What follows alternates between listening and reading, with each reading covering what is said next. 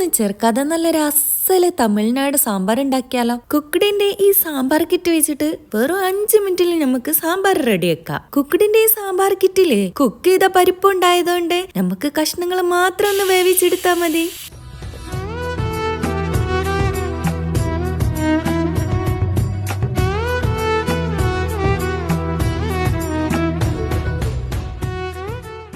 Cook ചെയ്തെടുത്ത കഷ്ണത്തിലോട്ട് പരിപ്പും കൂടി ചേർത്തിട്ട് നന്നായിട്ട് തിളപ്പിച്ചെടുക്കാം. വേറൊരു പാനിലോട്ട് അല്പം വെളിച്ചെണ്ണ ഒഴിച്ചതിന് ശേഷം കടുകും കറിവേപ്പിലയും ഉണക്കമുളകും കൂടി ചേർത്തിട്ട് നന്നായിട്ട് മൂപ്പിച്ചെടുക്കാം. ഇനി അതിലോട്ട് കുക്കഡിന്റെ സാമ്പാർ പൗഡറും കൂടി ചേർത്തിട്ട് 1 മിനിറ്റ് ഒന്ന് മൂപ്പിച്ചെടുത്താൽ സംഭവം സെറ്റ്.